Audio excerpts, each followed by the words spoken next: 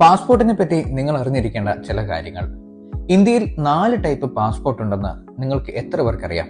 Blue or ordinary passport, നമ്മൾ സാധാരണയായി കാണുന്ന ഇന്ത്യൻ പാസ്പോർട്ട്. ഇത് കോമൺ ടൈപ്പ്, അതായത് സാധാരണക്കാരുടെ പാസ്പോർട്ടാണ്.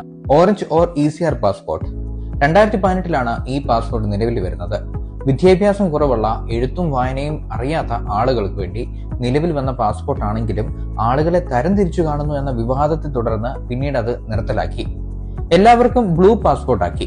Red or diplomatic passport, embassy പോലുള്ള വിദേശകാര്യ മന്ത്രാലയങ്ങളിൽ ജോലി ചെയ്യുന്ന ആളുകളാണ് ഈ പാസ്പോർട്ട് ഉപയോഗിക്കുന്നത്. ഈ പാസ്പോർട്ടിൽ 28 പേജുകളാണ് ഉണ്ടാവുക. വൈറ്റ് ഓർ ഒഫീഷ്യൽ പാസ്പോർട്ട്, മന്ത്രിമാർ, ഉയർന്ന സർക്കാർ ഉദ്യോഗസ്ഥർ, ശാസ്ത്രജ്ഞർ തുടങ്ങിയ വലിയ ആളുകൾക്ക് വേണ്ടിയാണ് ഇങ്ങനത്തെ പാസ്പോർട്ടുകൾ.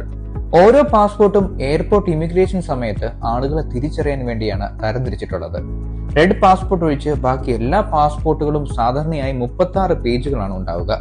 ഒരുപാട് യാത്രകൾ ചെയ്യുന്ന ആളുകൾക്ക് വേണ്ടി ജംബോ സൈസ്, അതായത് 60 പേജുകളുള്ള പാസ്പോർട്ടുകളും ലഭ്യമാണ്. ഇത് മാത്രമല്ല, പെട്ടെന്നുള്ള ആവശ്യങ്ങൾക്ക് വേണ്ടി ഈ പാസ്പോർട്ടുകളും ഇപ്പോൾ ലഭ്യമാണ്.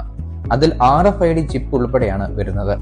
13ാം നൂറ്റാണ്ട് മുതലാണ് നമ്മൾ പാസ്പോർട്ടുകൾ ഉപയോഗിക്കാൻ തുടങ്ങിയത്.